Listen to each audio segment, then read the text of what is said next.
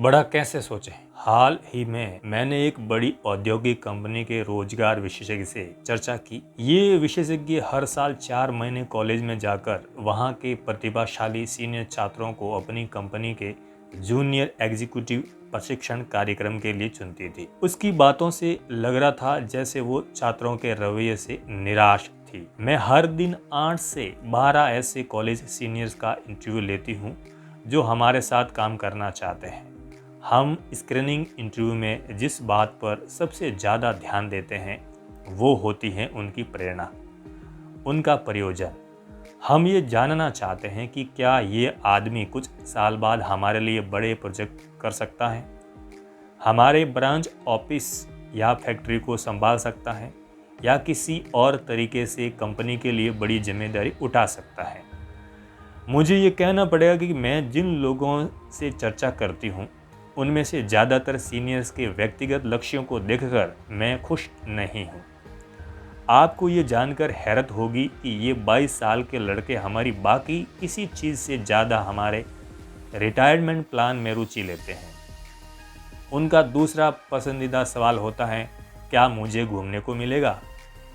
उनमें से ज़्यादातर लोगों के लिए सफलता शब्द सुरक्षा का पर्यायवाची होता है। हम इस तरह के लोगों को अपनी कंपनी से जोड़ने का जोखिम क्यों उठाएं? आज के युवा बाकी बातों में तो इतने आधुनिक हो गए हैं, लेकिन मेरी समझ में ये नहीं आता कि वे अब भी अपने भविष्य के बारे में इतना संकुचित रवैया क्यों रखते हैं। हर दिन अवसर बढ़ते जा रहे हैं। वैज्ञानिक और औद्योगिक क्षेत्रों में हमारा देश रिकॉर्ड तरक्की कर रहा है। हमारी जनसंख्या तेजी से बढ़ रही है। अगर भारत में तरक्की का युग कोई है तो यही है। अब अगर इतने सारे लोगों की सोच इतनी छोटी है तो इसका मतलब ये हुआ कि अगर आप सचमुच बड़ा सोचते हैं तो आपके सामने बहुत कम प्रतियोगिता और आपके लिए एक बहुत बड़े कैरियर का रास्ता खुला हुआ है। सफलता के मामले में लोग को इंच या पाउंड के हिसाब से नहीं नापा जाता, न ही इन्हें कॉलेज की डिग्रियों या पारिवारिक पृष्ठभूमि के पैमाने में नापा जाता है। इन्हें तो इनकी सोच के आधार से नापा जाता है। आप कितना बड़ा सोचते हैं, यही आपकी उपलब्धियों के आकार को तय करता है। देखते हैं कि हम किस तरह अपनी सोच को बड़ा कर सकते हैं। कभी आपने खुद से पूछकर देखा, मेरी सबसे बड़ी कमजोरी क्या है? शायद इंसान की सबसे बड़ी कमजोरी खुद का मूल्यांकन कम करने की होती है, यानी कि खुद को सस्ते में बेचने की कमजोरी। आत्म मूल्यांकन में कमी अनगिनत तरीकों से साफ दिखती है। जॉन अखबार में एक नौकरी का विज्ञापन देखता है।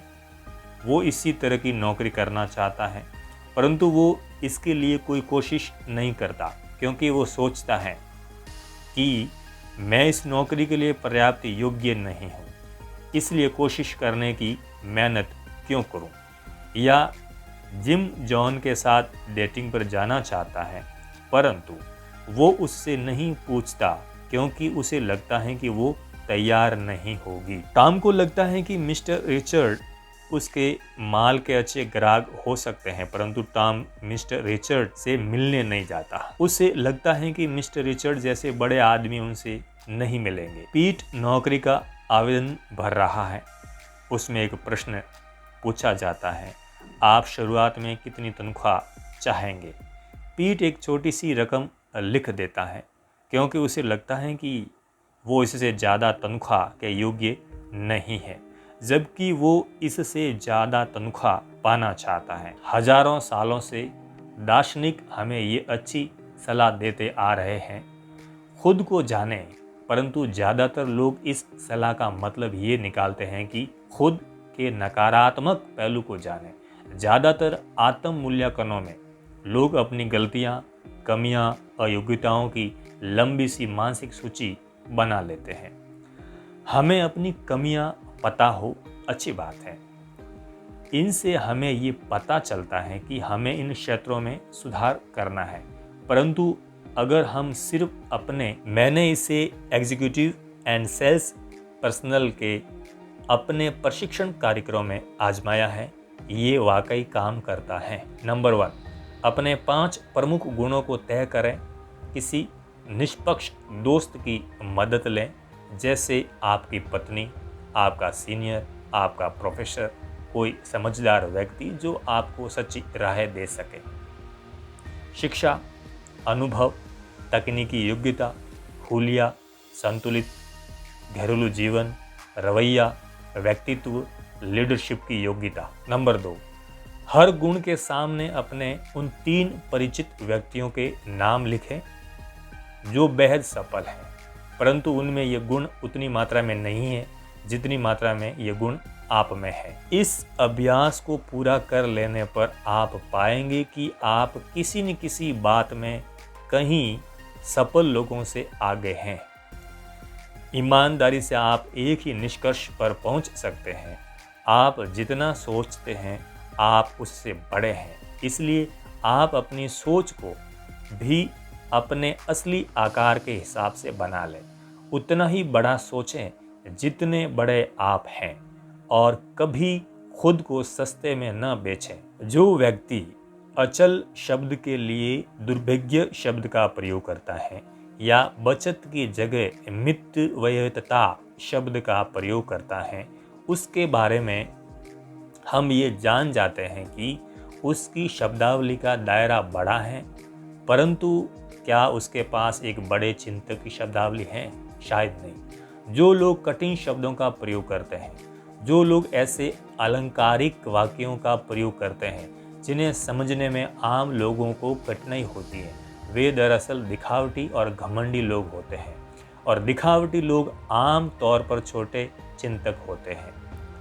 किसी व्यक्ति की शब्दावली का महत्वपूर्ण पैमाना उसके शब्दों की संख्या या आकार नहीं है। असली महत्व की बात तो ये है कि उसके शब्दों का उस पर और सामने वाले पर क्या प्रभाव पड़ रहा है। यहाँ एक मूलभूत बात बताई जा रही है, हम शब्दों और वाक्यों में नहीं सोचते, हम तस्वीरों और बिंबों में सोचते हैं।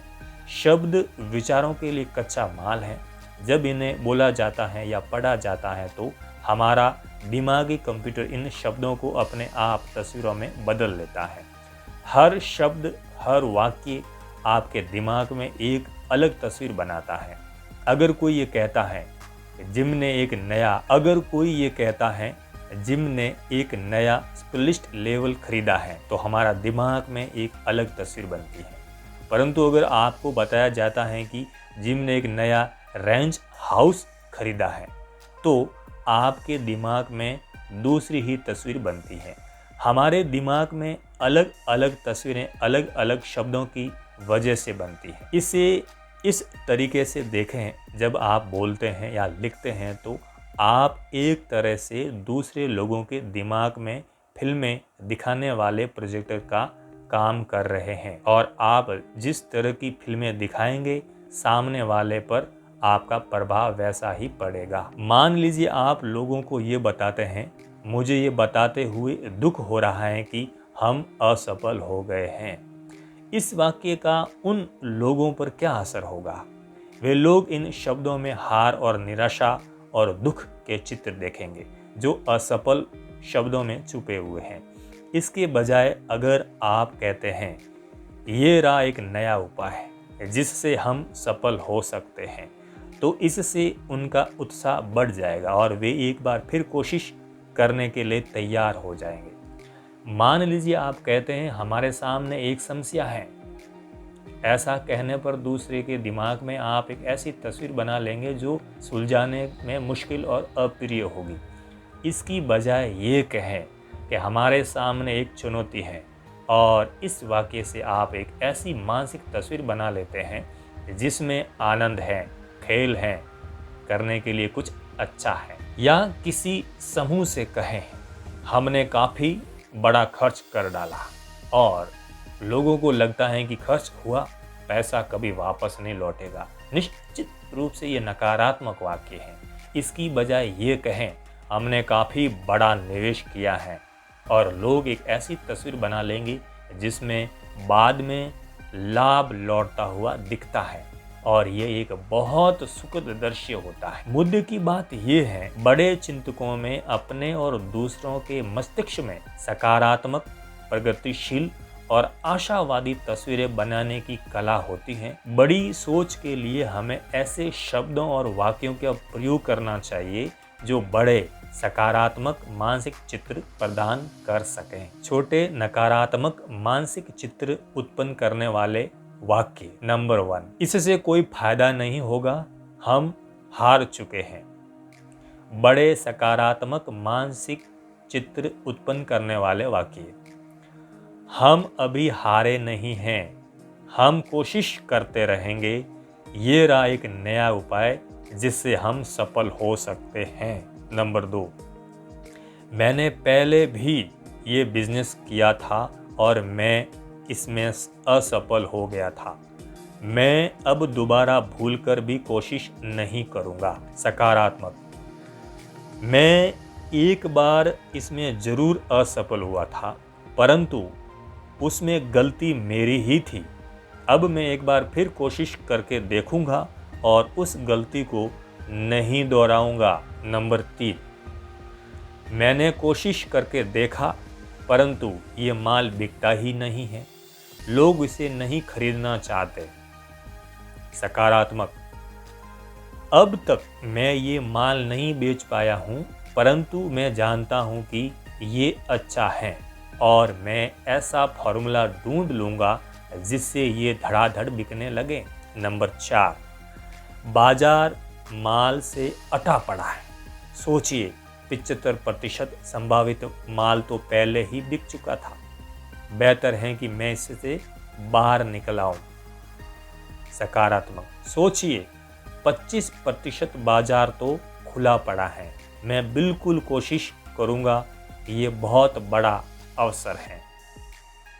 नंबर 5, उनके ऑर्डर छोटे होते हैं, मैं अब उनके पास नहीं जाऊंगा। सकारात्मक, उनके ऑर्डर अब तक छोटे हैं, मैं ऐसी योजना बनाता हूं जिनसे वे मुझसे और ज़्यादा माल खरीदें। नंबर 6, आपकी कंपनी में चोटी पर पहुंचने में मुझे 5 साल लगेंगे और 5 साल बहुत लंबा समय है, मेरी इसमें कोई रुचि नहीं है। सकारात्मक, 5 साल का समय ज़्यादा नहीं होता, जरा सोचिए, इसके बाद भी मेरे पास चोटी के पद पर रहने के लिए 30 साल का समय बचता है। नंबर 7, प्रतियोगी कंपनी के पास हर लाभ है, मैं इसके विरुद्ध अपना माल कैसे बेच सकता हूँ। सकारात्मक, प्रतियोगी कंपनी दमदार है, मैं इससे इनकार नहीं करता, परंतु किसी के पास भी पूरे लाभ नहीं होते। हम बैठकर सोचें और ऐसा तरीका खोजें जिससे हम उन्हें हरा सकें। नंबर 8, कोई भी वो माल नहीं खरीदेगा। सकारात्मक वाक्य, वर्तमान स्वरूप में शायद इसे न बेचा जा सके, परंतु हम कुछ परिवर्तनों के बारे में विचार करके इसे बेच सकते हैं। नंबर 9, हम तब तक इंतजार करें जब तक मंदी नहीं आ जाती, फिर हम स्टॉक खरीदेंगे। सकारात्मक, हम अभी निवेश करते हैं, हम मंदी के बारे में भला क्यों सोचें, हम समृद्धि पर अपना पैसा क्यों न लगाएं। नंबर 10, मैं इस काम के लिए ज़्यादा युवा हूँ। सकारात्मक, युवा होना एक फायदे की बात है। नंबर 11, ये उपाय सफल नहीं होगा, मैं ये साबित कर सकता हूँ। चित्र, अंधेरा, उदासी, निराशा, दुख, असफलता। सकारात्मक, ये उपाय सफल होगा, मैं ये साबित कर सकता हूँ। चित्र, चमक, आशा, सफलता, आनंद, विजय। बड़े चिंतक की शब्दावली विकसित करने के 4 तरीके। नंबर 1, अपनी भावनाओं को व्यक्त करने के लिए बड़े सकारात्मक आशावादी शब्दों और वाक्यों का प्रयोग करें। जब कोई आपसे पूछता है, आप आज कैसा महसूस कर रहे हैं, आप उसे जवाब देते हैं, मैं थका हुआ हूँ, मुझे सिर दर्द है, काश कि आज शनिवार होता, मेरा आज बहुत बुरा हाल है, तो आप अपनी स्थिति को अपने ही हाथों खराब कर रहे हैं। इसका अभ्यास करें। ये एक बहुत आसान बात है, परंतु इसमें बहुत शक्ति है। जब भी कोई आपसे पूछे आप कैसे हैं या आप आज कैसा महसूस कर रहे हैं, तो जवाब में हमेशा कहें बहुत बढ़िया, धन्यवाद, आप कैसे हैं, या कहें बेहतरीन या शानदार। हर मौके पर कहें कि आप बढ़िया महसूस कर रहे हैं और आप सचमुच बढ़िया महसूस करने लगेंगे और ज़्यादा बड़ा भी। एक ऐसे व्यक्ति बने जो हमेशा बढ़िया महसूस करता है, इससे दोस्त बनते हैं। नंबर 2, दूसरे लोगों का वर्णन करते समय चमकीले, खुशनुमा, सकारात्मक शब्दों का, वाक्यों का प्रयोग करें। ये नियम बना लें कि आप अपने सभी दोस्तों और सहयोगियों के लिए बड़े सकारात्मक शब्दों का प्रयोग करेंगे। जब आप किसी के साथ किसी तीसरे अनुपस्थित व्यक्ति के बारे में बात कर रहे हो, तो आप उसकी बड़े शब्दों में प्रशंसा करें। हाँ, वो बढ़िया आदमी है, लोग कहते हैं उसका काम बहुत बढ़िया है। इस बात का बहुत ध्यान रखें कि आप उसकी बुराई न करें या घटिया भाषा का इस्तेमाल न करें। देर सवेर तीसरे व्यक्ति को पता चल जाता है कि आपने क्या कहा था और आपने जो बुराई की थी वो आपको ही बुरा बना सकती है। नंबर 3, दूसरों का उत्साह बढ़ाने के लिए सकारात्मक भाषा का प्रयोग करें।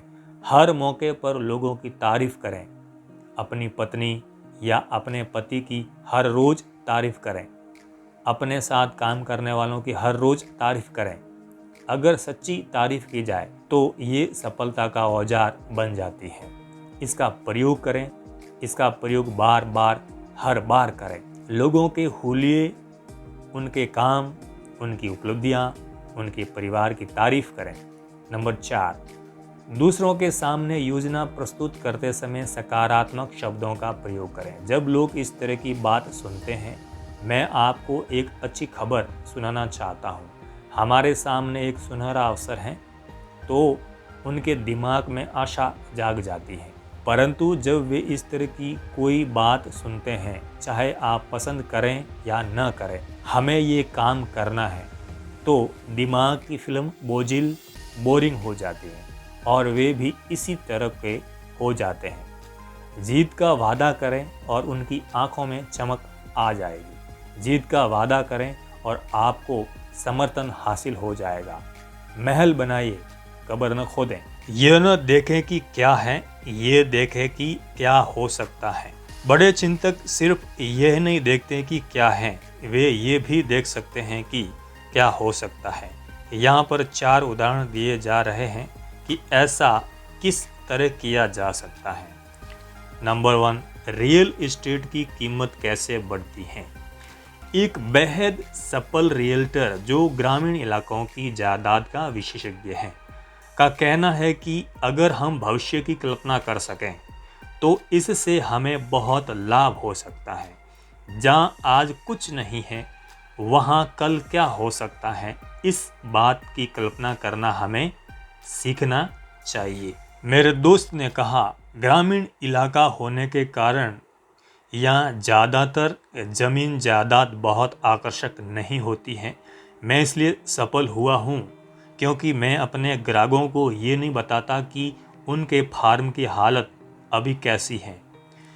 मैं अपने पूरे सेल्स प्लान को इस बात के चारों तरफ बनाता हूँ कि ये फार्म भविष्य में क्या बन सकता है। ग्राहक को अगर मैं सीधे तरीके से ये बताऊँ, इस फार्म में इतने एकड़ ज़मीन, इतने एकड़ पेड़ और ये शहर से इतने मील दूर हैं, तो इससे वो उत्साहित नहीं होगा और इसे कभी नहीं खरीदेगा। परंतु जब मैं उसे एक ऐसी योजना बताता हूँ कि वो इस फार्म पर क्या क्या कर सकता है, तो वो इस फार्म को खुशी खुशी खरीद लेता है। नंबर 2, एक ग्राहक का कितना मूल्य होता है। एक डिपार्टमेंट स्टोर एग्जीक्यूटिव मैनेजरों की मीटिंग को संबोधित कर रही थी।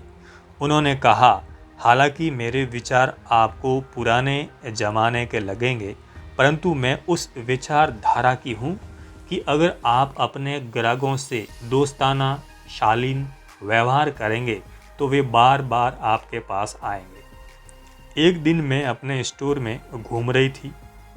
मैंने अपने सेल्समैन को एक ग्राहक से बहस करते हुए सुना। ग्राहक गुस्से से बाहर चला गया। इसके बाद सेल्समैन ने दूसरे सेल्समैन से कहा, मैं $2 के ग्राहक के पीछे अपना समय क्यों खराब करूं? उसकी ज़रूरत के सामान के लिए पूरे स्टोर को क्यों छानूं? वो इस काबिल ही नहीं है। मैं वहाँ से चली आई। एग्जीक्यूटिव ने कहा, परंतु मैं अपने दिमाग से उस बात को नहीं निकाल पाई। मैंने सोचा कि ये बहुत गंभीर मामला है। जब हमारे सेल्समैन अपने ग्राहकों को 2 की श्रेणी में रखते हैं, मैंने तभी ये फैसला किया कि सोच के इस ढंग को बदलना होगा। जब मैं वापस अपने ऑफिस में पहुंची तो मैंने अपने रिसर्च डायरेक्टर को बुलाया और उससे पूछा कि हमारे स्टोर में पिछले साल औसत ग्राहक ने कितने पैसे का माल खरीदा। उसने मुझे जो आंकड़ा बताया उससे मुझे भी हैरत हुई। हमारे रिसर्च डायरेक्टर के आंकड़ों के हिसाब से औसत ग्राहक ने हमारे स्टोर से $362 का सामान खरीदा। इसके बाद मैंने अपने सुपरवाइजर्स की मीटिंग बुलाई और उन्हें ये घटना बताई। फिर मैंने उन्हें ये बताया कि हमारे ग्राहक का मूल्य वास्तव में कितना है। एक बार मैंने जब इन लोगों को ये समझा दिया कि किसी ग्राहक को एक बार की खरीदारी के हिसाब से नहीं तोलना चाहिए बल्कि सालाना खरीदी के हिसाब से तोलना चाहिए, तो हमारे स्टोर में ग्राहकों के प्रति दृष्टिकोण पूरी तरह बदल गया। नंबर 3, अंधे दूध वाले का मामला। हैरत की बात है कि लोग किस तरह भावी संभावनाओं के प्रति अंधे होते हैं। कुछ साल पहले एक युवा दूध वाला हमारे घर पर दूध के बिजनेस के सिलसिले में आया। मैंने उसे समझाया कि हमारा दूध वाला अच्छा दूध देता है और हम उसकी सेवाओं से संतुष्ट हैं। फिर मैंने उसे सुझाव दिया कि ये वो पड़ोसी की महिला से पूछ ले। इसके जवाब में उसने कहा, मैंने पड़ोस की महिला से पहले ही बात कर ली है, परंतु वे लोग 2 दिन में 1 क्वार्टर दूध ही लेते हैं और मैं इतनी कम रकम के लिए यहाँ रुकूं, ये फायदे का सौदा नहीं होगा। शायद आपकी बात सही हो, मैंने कहा, परंतु जब आप मेरी पड़ोसन से बात कर रहे थे तो आपने ये नहीं देखा कि उस घर में दूध की मांग 1-2 महीने में बढ़ने वाली है। उसने यहाँ बच्चा पैदा होने वाला है जो निश्चित रूप से काफ़ी दूध पिएगा। उस युवक ने मेरी तरफ ऐसे देखा जैसे उसे गुस्सा मार दिया गया हो और फिर उसने कहा, कोई इंसान कितना अंधा हो सकता। कभी जो परिवार 2 दिन में 1 क्वार्टर दूध खरीदता था, आज वही परिवार 2 दिन में 7 क्वार्टर दूध खरीदता है। परंतु वो दूध वाला भविष्यदर्शी नहीं था। उस छोटे बच्चे के अब 2 छोटे भाई और 1 छोटी बहन और हो चुके हैं और मुझे जानकारी मिली है कि उनके वहाँ एक और बच्चा पैदा होने वाला है। नंबर 4, कौन सी चीज़ आपका मूल्य तय करती है? कुछ सप्ताह पहले एक प्रशिक्षण सत्र के बाद एक युवक मुझसे मिलने आया और उसने मुझसे कहा कि वो मेरे साथ कुछ मिनट बात करना चाहता है। मैं इस युवक को जानता हूँ। इसकी उम्र अभी 26 साल है और ये बहुत ही गरीब घर से आया था। इसके अलावा मैं ये भी जानता था कि इसके शुरुआती वयस्क जीवन में इस पर मुसीबतों का पहाड़ टूटा था। मैं ये भी जानता था कि ये बस ठोस भविष्य के लिए खुद को तैयार करने का सच्चा प्रयास कर रहा था। कॉफ़ी पीते हुए हमने उसकी तकनीकी समस्याओं का हल ढूंढ लिया और फिर हमारी चर्चा इस तरफ मुड़ गई कि किस तरह गरीब लोग भविष्य के प्रति आशावादी नजरिया रख सकते हैं। उसकी बातों ने इस सवाल का सीधा और बढ़िया जवाब दे दिया। मेरे पास बैंक में $200 हैं। क्लर्क की मेरी नौकरी में तनख्वाह ज़्यादा नहीं है और न ही ये कोई जिम्मेदारी वाली नौकरी है। मेरी कार 4 साल पुरानी है और मैं अपनी पत्नी के साथ दूसरी मंजिल के एक छोटे से अपार्टमेंट में रहता हूँ। परंतु प्रोफेसर, उसने कहा, मैंने तय कर लिया है कि मेरे पास जो नहीं है उसे मैं अपनी राह की बाधा नहीं बनने दूंगा। मैं उसकी बात पूरी तरह नहीं समझ पाया, इसलिए मैंने उसे विस्तार से उसका पूरा मतलब समझाने के लिए कहा। देखिए, उसने कहा, मैं काफ़ी समय से लोगों का अध्ययन कर रहा हूँ और मैंने पाया है जो लोग गरीब होते हैं वे अपने वर्तमान को देखते हैं। वे सिर्फ अपने वर्तमान को ही देख पाते हैं, वे भविष्य को नहीं देख पाते। वे सिर्फ अपने घटिया वर्तमान को ही देख पाते हैं। मेरे पड़ोसी का उदाहरण ले, वो लगातार रोता रहता है कि उसकी तनख्वाह कम है, उसकी छत लगातार टपकती रहती है, प्रमोशन किसी दूसरे व्यक्ति को मिल जाते हैं, डॉक्टर के बिल लगातार बढ़ते जा रहे हैं। वो लगातार खुद को याद दिलाता रहता है कि वो गरीब हैं और इसलिए वो ये मान लेता है कि वो हमेशा गरीब ही बना रहेगा। वो इस तरह व्यवहार कर रहा है जैसे उसे जिंदगी भर उसी टूटे फूटे अपार्टमेंट में रहने की सजा मिली हो। मेरा दोस्त अपने दिल की बात बोल रहा था और एक पल रुकने के बाद उसने आगे कहा, अगर मैं अपने वर्तमान की तरफ देखूं, पुराने कार, कम तनख्वाह, सस्ता अपार्टमेंट और हैमबर्गर का भोजन, तो मैं भी जल्दी ही निराश हो जाऊंगा। मैं देखूंगा कि मेरी हस्ती कुछ नहीं है और मैं जिंदगी भर बिना हस्ती वाला आदमी बना रहूंगा। परंतु मैं अपने भविष्य की कल्पना करता हूँ। मैं ये देखता हूँ कि मैं कुछ साल बाद क्या बन सकता हूँ। मैं अपने आप को क्लर्क के रूप में नहीं देखता, बल्कि एग्जीक्यूटिव के रूप में देखता हूँ।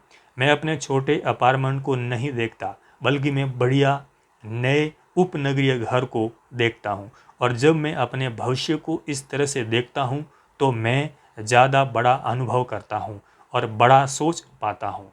और मेरे पास इस बात का बहुत अनुभव है कि इससे फायदा होता है। अच्छे भाषण के लिए क्या जरूरी होता है? हर व्यक्ति चाहता है कि वो सबके सामने बढ़िया बोल सके, परंतु ज़्यादातर लोगों की ये चाहत पूरी नहीं हो पाती। ज़्यादातर लोग घटिया वक्ता होते हैं। क्यों? इसका कारण सीधा सा है। ज़्यादातर लोग बोलते समय बड़ी महत्वपूर्ण बातों के बजाय छोटी घटिया बातों पर ध्यान देते हैं।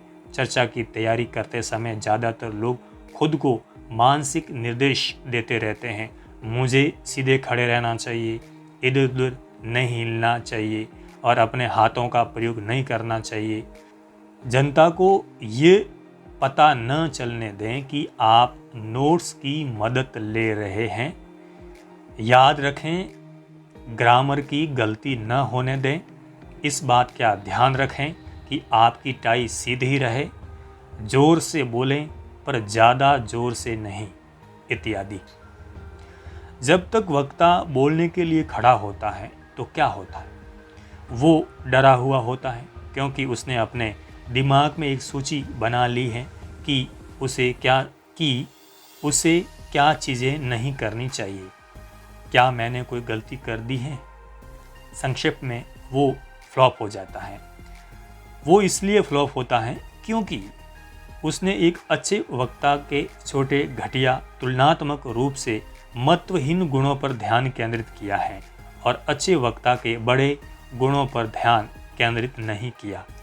जिस बारे में आप बोलने जा रहे हैं उसका ज्ञान और दूसरे लोगों को बताने की उत्कृष्ट इच्छा।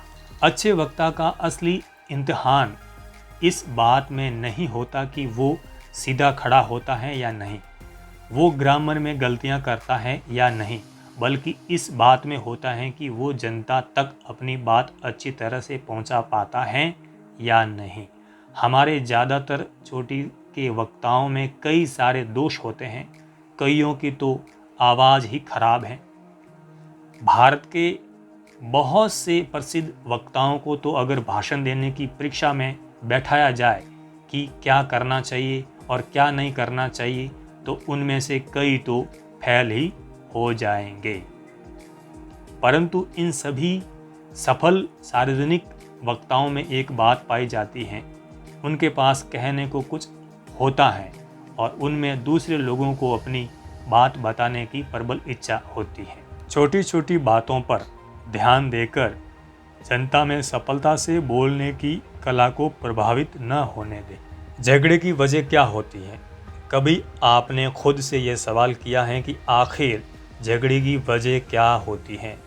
99% मामलों में झगड़े छोटी छोटी महत्वहीन बातों से शुरू होते हैं। जैसे जॉन थोड़ा थका हुआ तनाव में घर लौटता है, डिनर में उसे मज़ा नहीं आता और वो शिकायत करने लगता है।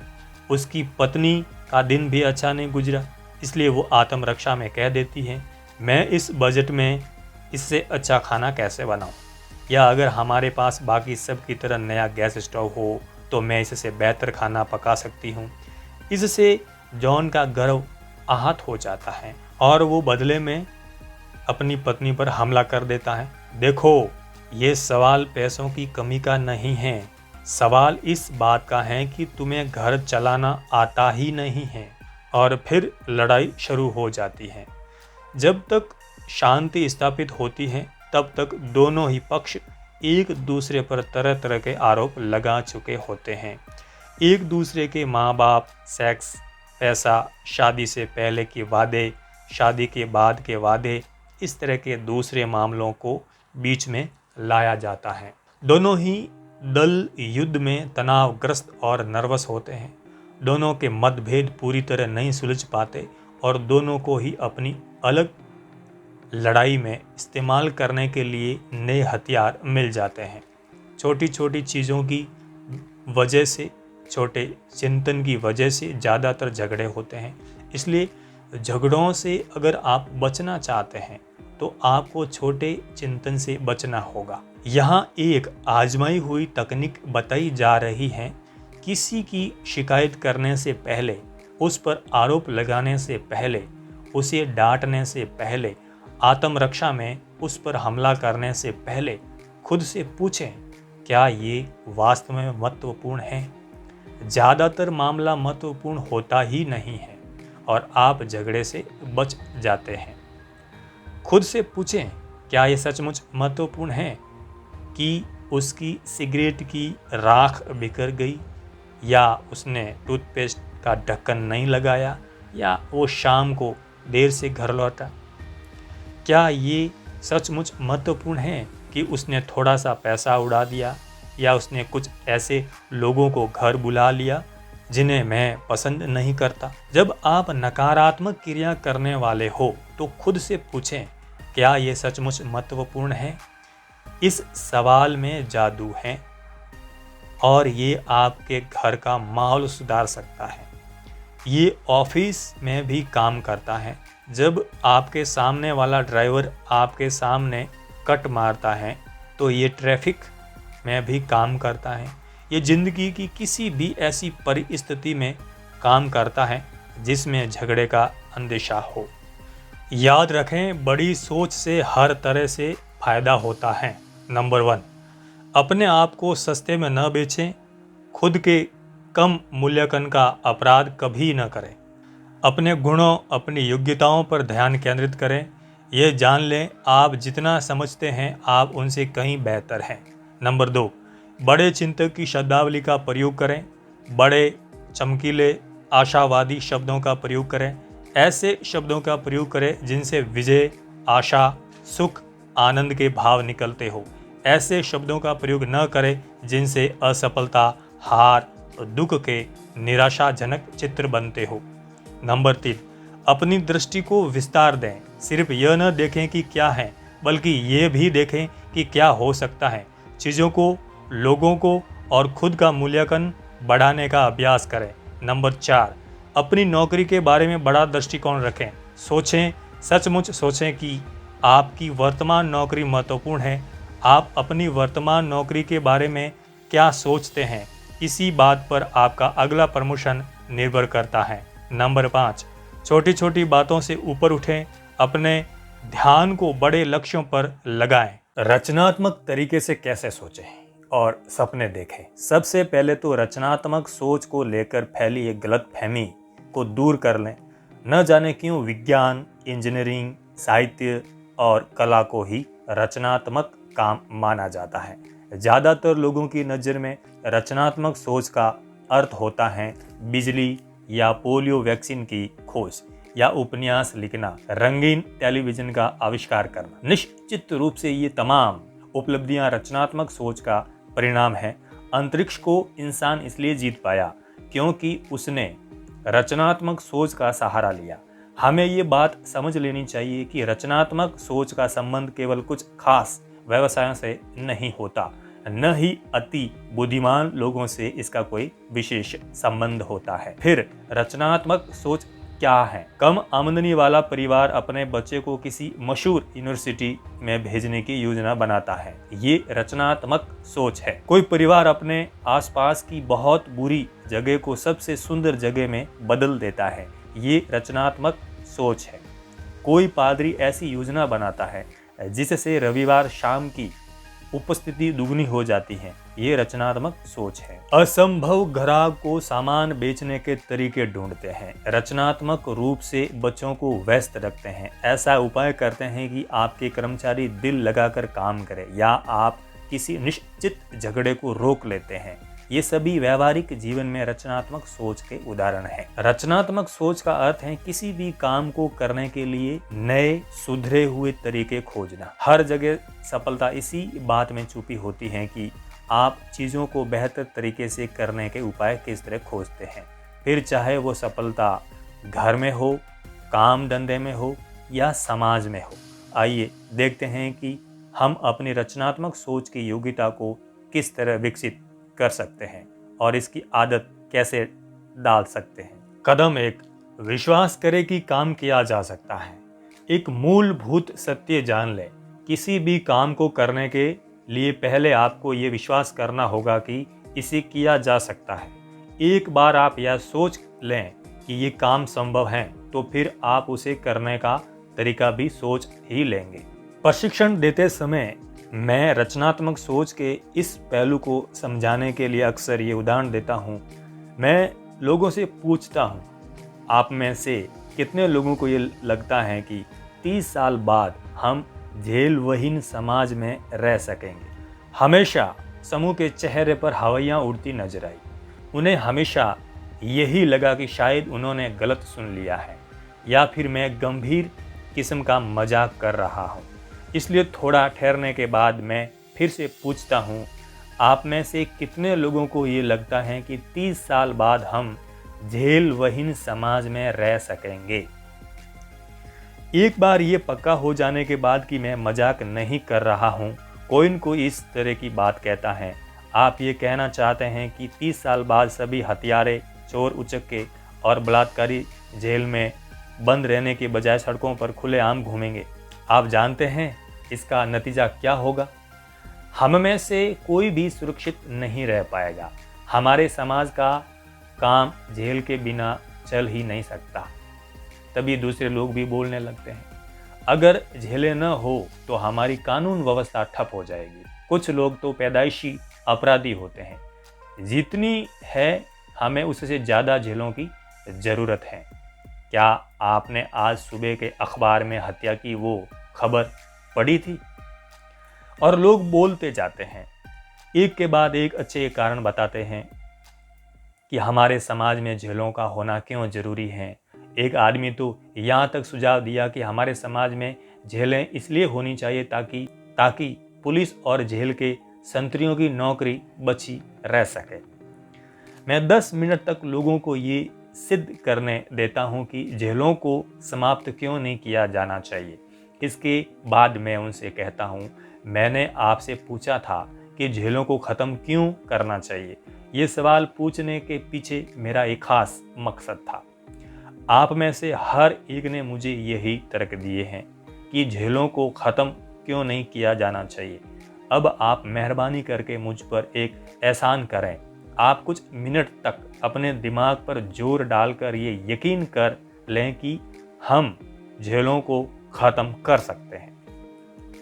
प्रयोग में दिलचस्पी लेते हुए लोग कहते हैं, ठीक है, सिर्फ मज़े के लिए, सिर्फ प्रयोग के लिए ऐसा करने में हमें क्या दिक्कत हो सकती है। फिर मैं पूछता हूँ, अब हम ये मान लेते हैं कि हम जेलों को ख़त्म करना चाहते हैं, परंतु हम किस तरह से शुरुआत करेंगे? पहले तो सुझाव धीमे धीमे आते हैं। कोई थोड़ा झिझकते हुए कहता है, अगर ज़्यादा युवा केंद्र स्थापित किया जाए तो अपराधों को कम किया जा सकता है। थोड़ी ही देर में पूरा समूह जो 10 मिनट पहले तक इस विचार के पूरी तरह खिलाफ था, अब सच्चे उत्साह से काम में जुट जाता है। अपराध कम करने के लिए गरीबी दूर करने के उपाय सोचने होंगे। ज़्यादातर अपराध गरीबी के कारण होते हैं। अनुसंधान के जरिए अपराध करने से पहले ही संभावित अपराधी का पता लगाया जाना चाहिए। कुछ तरह के अपराधियों के इलाज के लिए मेडिकल ऑपरेशन किए जाने चाहिए। कानून के रखवालों को सुधार के रचनात्मक तरीके सिखाने चाहिए। ये उन 78 विचारों में से कुछ हैं जो मुझे सुनने को मिले। मेरा प्रयोग ये था कि किस तरह जेलविहीन समाज का निर्माण किया जा सकता है।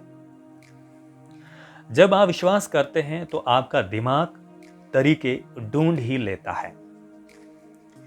इस प्रयोग का सिर्फ एक संदेश है, जब आप ये विश्वास करते हैं कि कोई काम असंभव है तो आपका दिमाग आपके सामने ये सिद्ध कर देता है कि ये क्यों असंभव है। परंतु जब आप विश्वास करते हैं कि सचमुच विश्वास करते हैं कि कोई काम किया जा सकता है तो आपका दिमाग आपके लिए काम में जुट जाता है और तरीके ढूंढने में आपकी मदद करता है। ये विश्वास कि कोई काम किया जा सकता है रचनात्मक समाधानों का रास्ता खोल देता है। ये विश्वास कि कोई काम नहीं किया जा सकता है असफल व्यक्तियों की सोच है। ये बात सारी परिस्थितियों पर लागू होती है, चाहे परिस्थितियां छोटी हो या बड़ी। जिन राजनीतिक नेताओं को ये विश्वास नहीं होता कि स्थायी विश्व शांति संभव है, वे शांति स्थापित करने में असफल हो जाएंगे, क्योंकि उनके दिमाग शांति स्थापित करने के रचनात्मक उपाय नहीं ढूंढ पाएंगे। जिन अर्थशास्त्रियों का विश्वास है कि बिजनेस में मंदी अपरिहार्य है, वे बिजनेस चक्कर को हराने के रचनात्मक तरीके कभी विकसित नहीं कर पाएंगे। इसी तरीके से अगर आपको विश्वास हो तो आप किसी भी व्यक्ति को पसंद करने के तरीके खोज सकते हैं। अगर आपको विश्वास हो तो आप अपनी व्यक्तिगत समस्याओं का हल ढूंढ सकते हैं। अगर आपको विश्वास हो तो आप नए बड़े घर को खरीदने का तरीका खोज सकते हैं। विश्वास रचनात्मक शक्तियों को मुक्त करता है, अविश्वास इन पर ब्रेक लगा देता है। विश्वास करें और आप सोचना शुरू कर देंगे रचनात्मक रूप से। अगर आप उसके काम में रुकावट न डालें तो आपका दिमाग काम करने के उपाय खोज लेगा। 2 साल पहले एक युवक ने मुझसे एक अच्छी सी नौकरी खोजने में मदद मांगी। वो किसी मेल ऑर्डर कंपनी के क्रेडिट विभाग में क्लर्क था और उसे लग रहा था कि वहां पर उसका भविष्य उज्जवल नहीं है। हमने उसके पिछले रिकॉर्ड के बारे में बात की और ये चर्चा की कि वो क्या करना चाहता था। उसके बारे में कुछ जानने के बाद मैंने कहा, मैं आपकी प्रशंसा करता हूं कि आप बेहतर नौकरी की सीढ़ी पर ऊपर की तरफ चढ़ना चाहते हैं, परंतु आजकल ऐसी नौकरी हासिल करने के लिए कॉलेज की डिग्री होना जरूरी है। आपने अभी बताया है कि आपने 3 सेमेस्टर पूरे कर लिए हैं। मैं आपको ये सलाह दूंगा कि आप अपने कॉलेज की शिक्षा को पूरा कर लें। आप 2 साल में ऐसा कर सकते हैं। फिर मैं आपको यकीन दिलाता हूं कि आपको आपकी मनचाही नौकरी मिल जाएगी और उसी कंपनी में मिल जाएगी जिसमें आप चाहते हैं। उसने जवाब दिया कि कॉलेज की शिक्षा जरूरी है, परंतु मेरे लिए कॉलेज की पढ़ाई पूरी करना असंभव है। असंभव क्यों? मैंने पूछा। एक कारण तो ये है, उसने बताया, मैं 24 साल का हूँ। इसके अलावा मेरी पत्नी को 2 महीने में दूसरा बच्चा होने वाला है। हमारा खर्च अभी ही जैसे तैसे चल रहा है। मुझे नौकरी तो करनी ही पड़ेगी और इसलिए मेरे पास पढ़ने के लिए समय नहीं बचेगा। ये असंभव है, बिल्कुल असंभव है। इस युवक ने खुद को विश्वास दिला दिया था कि कॉलेज की पढ़ाई पूरी करना उसके लिए असंभव था। फिर मैंने उससे कहा, अगर तुम्हारा विश्वास है कि तुम्हारे लिए कॉलेज की पढ़ाई पूरी करना असंभव है तो ये सचमुच असंभव है, परंतु इसी तर्क से अगर तुम ये विश्वास कर लो कि तुम पढ़ाई पूरी कर सकते हो तो कोई न कोई रास्ता जरूर निकल आएगा। मैं चाहता हूं कि तुम ये करो। अपना मन बना लो कि तुम कॉलेज जा रहे हो। इस विचार को अपनी सोच पर हावी हो जाने दो। फिर सोचो, सचमुच सोचो कि तुम ऐसा किस तरह कर सकते हो। अपने परिवार का खर्च चलाते हुए ये किस तरह संभव है। 2 सप्ताह बाद आना और मुझे बताना कि तुम्हारे दिमाग में किस तरह के विचार आए। मेरा युवा मित्र 2 सप्ताह बाद आया। मैंने आपकी कई बातों पर काफी सोचा, उसने कहा। मैंने कॉलेज जाने का फैसला कर लिया है। हालांकि मैंने विस्तार से इस बारे में नहीं सोचा, परंतु मुझे लगता है कि कोई न कोई रास्ता जरूर निकल आएगा। और रास्ता निकल आया। उसे ट्रेड एसोसिएशन की तरफ से स्कॉलरशिप मिल गई, जिससे उसकी ट्यूशन फी, पुस्तकों का और बाकी खर्च निकल गया। उसने अपनी नौकरी के समय को इस तरह से करवा लिया जिससे वो कक्षाओं में भाग ले सके। उसके उत्साह को देखकर और बेहतर जिंदगी की संभावना को देखकर उसकी पत्नी ने भी उसका पूरा साथ दिया। उन दोनों ने मिलकर अपने पैसों और समय का बजट सफलतापूर्वक बना ही लिया। पिछले महीने उसे उसकी डिग्री मिल गई और अब वो एक बड़े कॉर्पोरेशन में मैनेजमेंट ट्रेनी के रूप में काम कर रहा है। रचनात्मक सोच की सबसे बड़ी दुश्मन है पारंपरिक सोच। जो भी व्यक्ति रचनात्मक तरीके से सफल होना सीखना चाहता है, उसे इस बारे में सावधान रहना चाहिए। पारंपरिक सोच आपके दिमाग पर बर्फ की तह जमा देती है, आपकी प्रगति को रोक देती है, आपकी रचनात्मक शक्ति को रोक देती है, आपकी रचनात्मक शक्ति को विकसित नहीं होने देती। पारंपरिक सोच से जूझने के 3 तरीके। नंबर 1, नए विचारों का स्वागत करें। इन विचार शत्रुओं को नष्ट करें। ये काम नहीं करेगा, इसे किया ही नहीं जा सकता, ये बेकार हैं और ये मूर्खतापूर्ण है। मेरा एक सफल दोस्त एक बीमा कंपनी में अच्छे पद पर है। उसने मुझसे कहा, मैं इस बात का दावा नहीं करता कि मैं इस बिजनेस में सबसे स्मार्ट आदमी हूँ, परंतु मुझे लगता है कि मैं बीमा उद्योग में सबसे अच्छा स्पंज हूँ। मैं सारे अच्छे विचारों को सोख लेता हूँ। नंबर 2, प्रयोगशील व्यक्ति बने। बंधे बंधाए रूटीन को तोड़ें। नए रेस्तराओं में जाएं, नई पुस्तकें पढ़ें, नए थिएटर में जाएं, नए दोस्त बनाएं, किसी दिन अलग रास्ते से काम पर जाएं, इस साल अलग ढंग से छुट्टियां मनाएं, इस सप्ताह के अंत में कुछ नया और अलग करें। नंबर 3, प्रगतिशील बने, प्रगति विरोधी न बने। ऐसा न कहें कि मैं जहां नौकरी करता था वहां ये काम इस तरीके से होता था, इसलिए हमें यहाँ भी इसे उसी तरीके से करना चाहिए। बल्कि ये कहें, जहाँ मैं नौकरी करता था वहाँ पर ये काम इस तरीके से होता था, इसे बेहतर तरीके से किस तरह किया जा सकता है।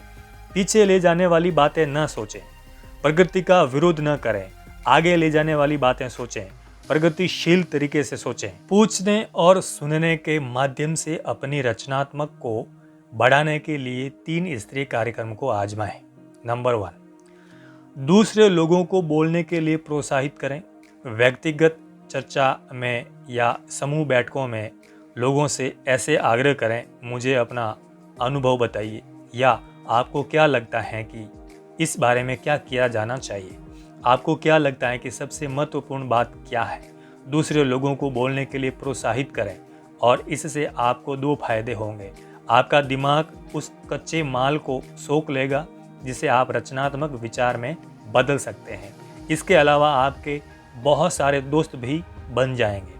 अगर आप लोगों को बोलने के लिए प्रोत्साहित करते हैं तो दोस्त बनाने का सबसे बढ़िया कोई दूसरा तरीका हो ही नहीं सकता। नंबर 2, अपने विचारों को दूसरों के सामने सवालों के रूप में रखें। दूसरे लोगों को मौका दें कि वे आपके विचारों को बेहतर शक्ल दें। आप इस बारे में क्या सोचते हैं कि शैली में सुझाव दें।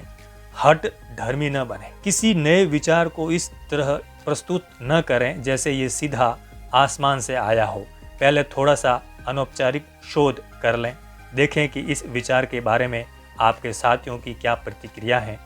अगर आप ऐसा करते हैं तो यकीनन आपका विचार पहले से बेहतर हो जाएगा। नंबर 3, सामने वाला जो कह रहा है उसे ध्यान से सुनें। सुनने का मतलब यही नहीं होता है कि आप अपना मुंह बंद रखें। सुनने का मतलब है कि जो कहा जा रहा है आपका पूरा ध्यान उसकी तरफ है। ज्यादातर लोग सुनने के बजाय सुनने का नाटक करते हैं।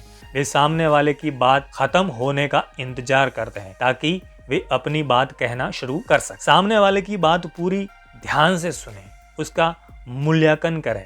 इसी तरह आप अपने दिमाग के लिए कच्चा माल इकट्ठा कर सकते हैं। इन उपायों का प्रयोग करें और रचनात्मक तरीके से सोचें। नंबर 1, विश्वास करें कि काम किया जा सकता है। जब आप ये विश्वास करते हैं कि आप कोई काम कर सकते हैं तो आपका दिमाग उसे करने के तरीके ढूंढ ही लेगा। इसका कोई रास्ता है, ये सोचने भर से रास्ता निकालना आसान हो जाता है।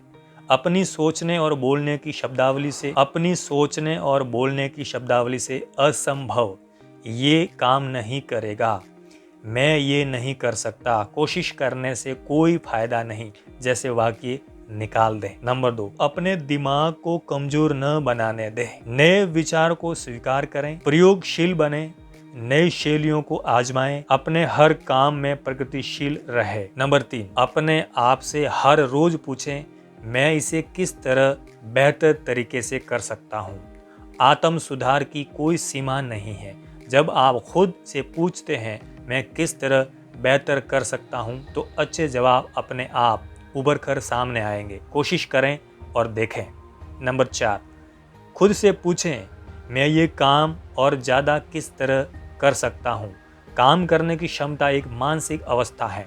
जब आप खुद से ये सवाल पूछेंगे तो आपके दिमाग में अच्छे शॉर्टकट अपने आप आ जाएंगे। बिजनेस में सफलता का सहयोग है। अपने काम को लगातार बेहतर तरीके से करते रहें और आप जितना पहले करते थे उससे ज़्यादा करें। नंबर 5, पूछने और सुनने की आदत डालें। पूछें और सुनें और आपको सही निर्णय पर पहुंचने के लिए कच्चा माल मिल जाएगा। याद रखें, बड़े लोग लगातार सुनते हैं, छोटे लोग लगातार बोलते हैं। नंबर 6, अपने मस्तिष्क को व्यापक बनाएं। दूसरों के विचारों से प्रेरणा लें। ऐसे लोगों के साथ उठे बैठे जिनसे आपको नए विचार, काम करने के नए तरीके सीखने को मिल सकते हो। अलग अलग व्यवसायों और सामाजिक रुचियों वाले लोगों से मिलें। हमारे बाहरी व्यक्तित्व का हमारी सोच पर क्या प्रभाव होता है। जिसने भी सेना में नौकरी की है वो जानता है कि जब कोई आदमी सिपाही की यूनिफॉर्म में होता है तभी वो सिपाही की तरह महसूस कर पाता है, तभी वो सिपाही की तरह सोच पाता है। जब कोई महिला पार्टी की ड्रेस पहन लेती है तभी वो पार्टी में जाने की इच्छुक होती है। इसी तरह से अगर कोई एग्जीक्यूटिव वाले कपड़े पहन ले तो वो एग्जीक्यूटिव की तरह दिखने लगता है, उसकी तरह सोचने लगता है। एक सेल्समैन ने मुझे ये बात इस तरह समझाई, मैं तब तक समृद्ध अनुभव नहीं कर सकता और मुझे ये अनुभव करना ही होता है क्योंकि इसके बिना मैं बड़ी सेल नहीं कर सकता जब तक कि मुझे ये विश्वास न हो कि मैं उस तरह का दिखता हूँ। आपकी वेशभूषा आपसे कुछ कहती है परंतु ये दूसरों से भी कुछ कहती है। इसी के आधार पर तय होता है कि दूसरे लोग आपके बारे में क्या सोचते हैं। सिद्धांत में ये सुनना अच्छा लगता है कि लोगों को आदमी की बुद्धि देखनी चाहिए, कपड़े नहीं, परंतु इससे धोखा न खाएं। लोग आपके बाहरी व्यक्तित्व के हिसाब से आपका मूल्यांकन करते हैं। आपका बाहरी व्यक्तित्व ही लोगों के मूल्यांकन का पहला आधार होता है और पहली छाप हमेशा के लिए हो जाती है, चाहे बाद में कुछ भी हो। एक दिन सुपरमार्केट में मैंने एक टेबल पर अंगूर रखे देखे जिन पर कीमत डली थी 1 पौंड 15 सेंट। दूसरी टेबल पर भी बिल्कुल वैसे ही अंगूर रखे थे परंतु उन्हें पॉलीथीन के बैग में पैक किया हुआ था और उन पर कीमत लिखी हुई थी 2 पौंड 35 सेंट। मैंने वजन करने वाले युवक से पूछा इन दोनों तरह के अंगूरों में क्या फर्क है। दोनों में फर्क है, उसने जवाब दिया। पॉलीपैक वाले अंगूर साधारण अंगूरों से 2 गुना ज्यादा बिकते हैं क्योंकि वे ज्यादा आकर्षक दिखते हैं। अगली बार जब आप खुद को बेचने जाएं तो अंगूरों के उदाहरण को ध्यान में रखें। अच्छी पैकिंग हो तो आप अपने आप को ज्यादा अच्छी तरह से बेच पाएंगे और ज्यादा कीमत में भी। इससे हमें ये शिक्षा मिलती है, आपकी पैकिंग जितनी अच्छी होगी आपको जनता उतना ही पसंद करेगी। कल आप उन लोगों को देखें जिन्हें रेस्तरां बसों, भीड़ भरी लॉबियों, स्टोरेज और ऑफिस में सबसे ज्यादा सम्मान मिलता है। लोग सामने वाले आदमी पर एक नजर डालते हैं, अवचेतन में उसका मूल्यांकन करते हैं और उसके साथ उसी तरह का व्यवहार करते हैं। हम किसी आदमी की तरफ देखते हैं और यार वाला व्यवहार करते हैं। हम दूसरे आदमी की तरफ देखते हैं और यस सर वाला व्यवहार करते हैं। हाँ, आदमी का बाहरी आवरण बोलता है। अच्छी वेशभूषा वाले व्यक्ति की सकारात्मक छाप पड़ती है। इससे लोगों तक ये संदेश पहुंचता है, ये एक महत्वपूर्ण व्यक्ति है, बुद्धिमान, अमीर और भरोसेमंद। इस व्यक्ति का सम्मान करना चाहिए, इसकी तारीफ करनी चाहिए और इस पर भरोसा करना चाहिए। ये खुद का सम्मान करता है और मैं भी उसका सम्मान करूंगा। अपनी सोच को विकसित करने का मतलब है अपने कार्यों को विकसित करना और इसी से सफलता मिलती है। यहाँ आपको एक आसान तरीका बताया जा रहा है जिसकी मदद से आप महत्वपूर्ण लोगों की तरह सोच पाएंगे। नीचे दिए गए फार्म को मार्गदर्शक की तरह प्रस्तुत करें। मैं किस तरह सोचता हूँ, परिस्थिति और खुद से पूछें। नंबर 1, जब मैं चिंतित होता हूँ, खुद से पूछें, क्या कोई महत्वपूर्ण व्यक्ति इस बारे में चिंतित होगा? क्या मेरी पहचान का सबसे सफल व्यक्ति इस बात से विचलित होगा? नंबर 2, एक विचार, खुद से पूछें, अगर ये विचार किसी महत्वपूर्ण व्यक्ति के पास होता तो वो क्या करता? नंबर 3, मेरा पहनावा, क्या मैं ऐसा दिखता हूँ जिसके पास अधिकतम आत्मसम्मान है? नंबर 4, मेरी भाषा, खुद से पूछें, क्या मैं सफल लोगों की भाषा बोलता हूँ? नंबर 5, जो मैं पढ़ता हूँ, क्या महत्वपूर्ण व्यक्ति इसे पढ़ते हैं? नंबर 6, चर्चा, क्या सफल लोग ऐसी चर्चा करते हैं? नंबर 7, जब मैं गुस्सा होता हूँ, क्या कोई महत्वपूर्ण व्यक्ति इस बात पर गुस्सा होता है? नंबर 8, मेरे मजाक, क्या महत्वपूर्ण व्यक्ति इस तरह के मजाक करते हैं? नंबर 9, मेरी नौकरी, महत्वपूर्ण व्यक्ति अपनी नौकरी के बारे में दूसरों को किस तरह बताते हैं? अपने दिमाग में ये सवाल जमा कर बिठा लें, क्या महत्वपूर्ण व्यक्ति इसी तरीके से काम करते हैं? बड़े ज़्यादा सफल बनने के लिए अपने दिमाग में ये सवाल जमकर बिठा लें, क्या महत्वपूर्ण व्यक्ति इसी तरीके से काम करता है? बड़े ज़्यादा सफल बनने के लिए इस सवालों का उपयोग करें। नंबर 1, महत्वपूर्ण दिखें, इससे आपको महत्वपूर्ण सोचने में मदद मिलती है। आपकी वेशभूषा आपसे कुछ कहती है। सुनिश्चित कर लें कि ये आपके आत्मविश्वास और हौसले को बढ़ाए। आपकी वेशभूषा सामने वाले से भी कुछ कहती है।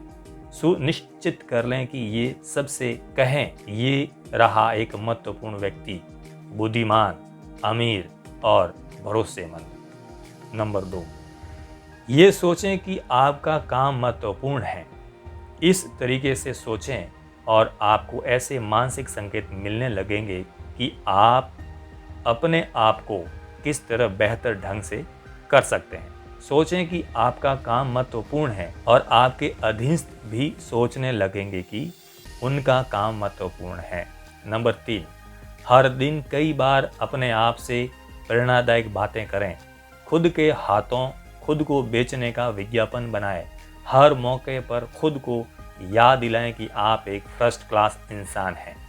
नंबर 4, जिंदगी की हर परिस्थिति में खुद से पूछें, क्या महत्वपूर्ण व्यक्ति इसी तरह से सोचते हैं? फिर जवाब के हिसाब से काम करें। नंबर 4, जिंदगी की हर परिस्थिति में खुद से पूछें, क्या महत्वपूर्ण व्यक्ति इसी तरह से सोचते हैं? फिर जवाब के हिसाब से काम करें। जैसा सोचेंगे वैसा बनेंगे। ज़्यादातर लोगों का व्यवहार उलझन भरा होता है।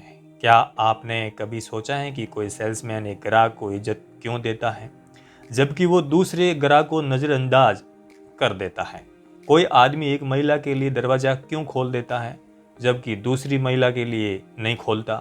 कोई कर्मचारी एक सुपीरियर के आदेश का फटाफट पालन क्यों करता है, जबकि दूसरे सुपीरियर के आदेश का पालन मन मारकर करता है? या हम किसी आदमी की बात ध्यान से क्यों सुनते हैं, जबकि दूसरे आदमी की बात अनसुनी कर देते हैं? अपने चारों तरफ देखें, आप देखेंगे कि कई लोगों को हे, मैक या और यार कहकर बुलाया जाता है, जबकि कई लोगों से महत्वपूर्ण यस सर कहा जाता है। देखिए, आप पाएंगे कि कुछ लोगों को अहमियत, वफादारी और तारीफ मिलती है, जबकि बाकी लोगों को ये सब चीज़ें नहीं मिलती। और करीब से देखने पर आप पाएंगे कि जिन लोगों को सबसे ज़्यादा सम्मान मिलता है वे सबसे ज़्यादा सफल भी होते हैं। इसका कारण क्या है? एक शब्द में इसका जवाब दिया जाए तो इसका कारण है सोच। सोच के कारण ही ऐसा होता है। दूसरे लोग हम में वही देखते हैं जो हम अपने आप में देखते हैं। हमें उसी तरह का व्यवहार मिलता है जिसके काबिल हम खुद को समझते हैं। सोच के कारण ही सारा वो आदमी जो खुद को हीन समझता है, चाहे उसकी योग्यता कितनी ही क्यों न हो, वो हीन ही बना रहेगा। आप जैसा सोचते हैं वैसा ही काम करते हैं। अगर कोई व्यक्ति अपने आप को हीन समझता है तो वो उसी तरीके से काम करेगा, चाहे वो अपनी हीनता छुपाने का कितना भी प्रयास करे। ये मूलभूत भावना लंबे समय तक छुपी नहीं रह सकती। जो व्यक्ति ये महसूस करता है कि वो महत्वपूर्ण नहीं है, वो सचमुच महत्वपूर्ण नहीं होता। दूसरी तरफ जो व्यक्ति ये समझता है कि वो कोई काम कर सकता है, वो सचमुच उस काम को कर लेगा। महत्वपूर्ण बनने के लिए ये सोचना जरूरी है कि हम महत्वपूर्ण हैं। सचमुच ऐसा सोचें, तभी दूसरे लोग भी तुम्हारे बारे में ऐसा सोचेंगे। यहाँ पर मैं एक बार फिर तर्क देना चाहता हूँ। आप क्या सोचते हैं, इससे तय होता है कि आप कैसा काम करते हैं। आप क्या करते हैं, इससे तय होता है दूसरे आपके साथ कैसा व्यवहार करते हैं। सफलता के आपके व्यक्तिगत कार्यक्रम के दूसरे पहलू की तरह ही सम्मान पाना मूलभूत रूप से बहुत आसान है। दूसरे लोगों का सम्मान पाने के लिए आपको सबसे पहले तो ये सोचना होगा कि आप उस सम्मान के काबिल हैं, और आप अपने आप को जितने सम्मान के काबिल समझेंगे, दूसरे लोग आपको उतना ही सम्मान देंगे। इस सिद्धांत को आजमा कर देख लें। क्या आपके दिल में किसी गरीब और असफल आदमी के लिए सम्मान होता है? बिल्कुल नहीं। क्यों? क्योंकि वो गरीब और असफल आदमी खुद का सम्मान नहीं करता। वो आत्म सम्मान के अभाव में अपनी जिंदगी बर्बाद कर रहा है। आत्म सम्मान हमारे हर काम में साफ दिख जाता है। इसलिए हमें इस तरह ध्यान देना होगा कि हम किस तरह अपना आत्म सम्मान बढ़ा सकते हैं और दूसरों से सम्मान हासिल कर सकते हैं। महत्वपूर्ण दिखें, इससे खुद को महत्वपूर्ण समझने में मदद मिलती है। नियम याद रखें कि आपका व्यक्तित्व बोलता है, आप कैसे दिखते हैं इससे आपकी छवि बनती है। सुनिश्चित कर लें कि आपके बाहरी व्यक्तित्व के बारे में सकारात्मक छवि ही बने। घर से चलते समय सुनिश्चित कर लें कि आप वैसे ही दिख रहे हैं जैसा आप दिखना चाहते हैं। एक बहुत ही बढ़िया विज्ञापन छपा था, सही कपड़े पहने, इसके बिना काम नहीं चलेगा। ये विज्ञापन American institute of men's and boys wear ने प्रायोजित किया था। इस विज्ञापन को हर ऑफिस, रेस्ट रूम, बेडरूम और स्कूल रूम में लगाकर रखना चाहिए। एक और विज्ञापन में एक पुलिस वाला बोलता है, आप किसी बच्चे के हाव भाव से समझ लेते हैं कि ये बच्चा बदमाश है, ये ठीक नहीं है, परंतु ऐसा ही होता है। लोग किसी बच्चे को उसके कपड़ों से पहचानते हैं, और वो एक बार आप किसी बच्चे के बारे में राय बना लेते हैं तो फिर उस राय को बदलना, उस बच्चे के प्रति अपने रवैये को बदलना बहुत मुश्किल होता है। अपने बच्चे को देखें, उसे उसके टीचर की नज़रों से देखें, आपके पड़ोसी की नज़रों से देखें। उसका जो हुलिया है, वो जो कपड़े पहनता है, क्या उससे उसकी गलत छवि बन रही है? क्या आपको ये पक्का विश्वास है कि वो सही दिखता है, सही कपड़े पहनता है और हर जगह सही व्यवहार करता है? ये विज्ञापन बच्चों के बारे में था, परंतु इसे वयस्कों पर भी लागू किया जा सकता है।